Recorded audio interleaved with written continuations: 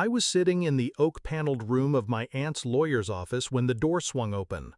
My parents, two ghosts from a past I had buried, walked in, smiling like wolves. "Sweetheart," my mother purred, as if the last 10 years had never happened.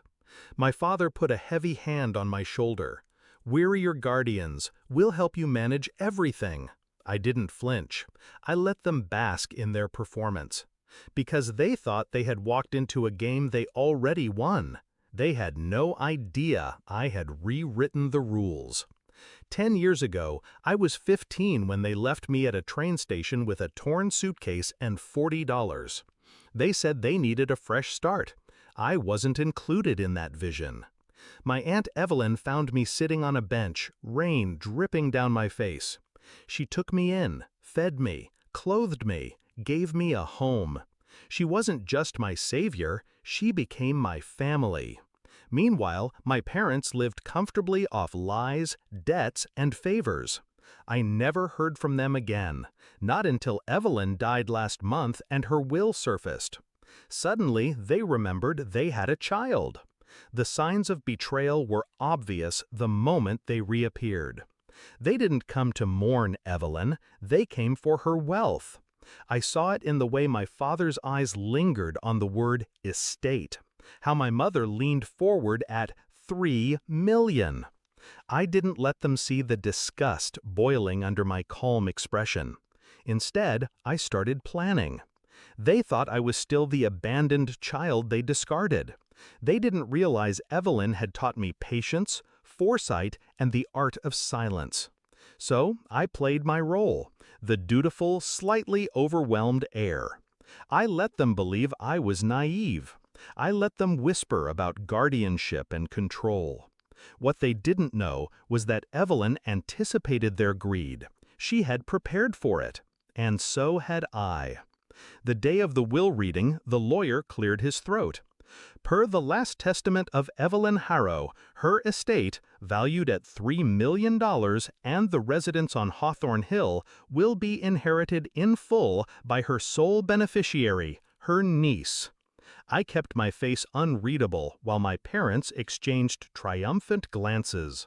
My mother's hand squeezed mine under the table, like we were suddenly a team again. That was the first act of their downfall. Then the lawyer continued.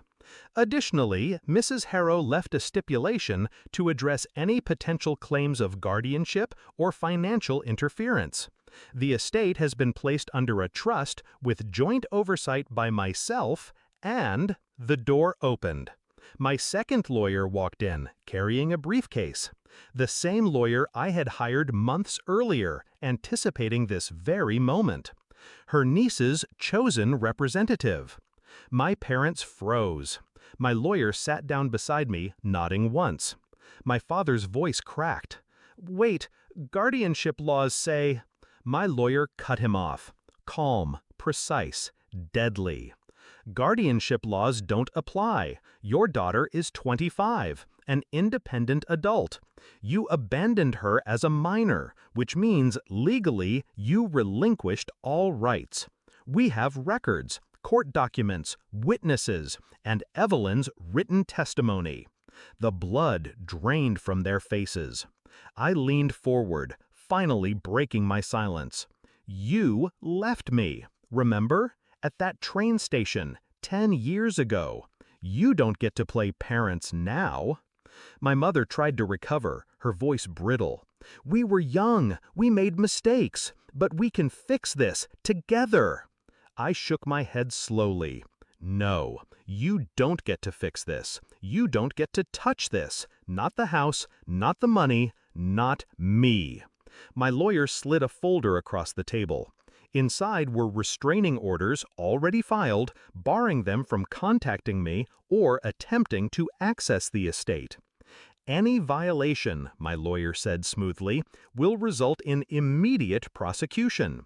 And considering your outstanding debts and fraud history, prison isn't a far reality." Their hands trembled as they skimmed the papers. That was the second act of their downfall. The third act was mine. I reached into my bag and placed an envelope on the table. My father opened it, and I watched his face collapse. Inside were copies of emails, texts, and loan records, proof of every scam, every unpaid debt, every crime they had committed in the last decade. "I didn't just plan to keep what's mine," I said. "I plan to make sure you never use me again." "The authorities already have copies. By the time you leave this office, investigations will begin." They sat in silence, pale, trembling, small, exactly how they had left me years ago. When they finally left, their smiles long gone, I felt no guilt, only release. Evelyn had once told me, "The best revenge isn't loud, it's quiet, it's undeniable, it's survival."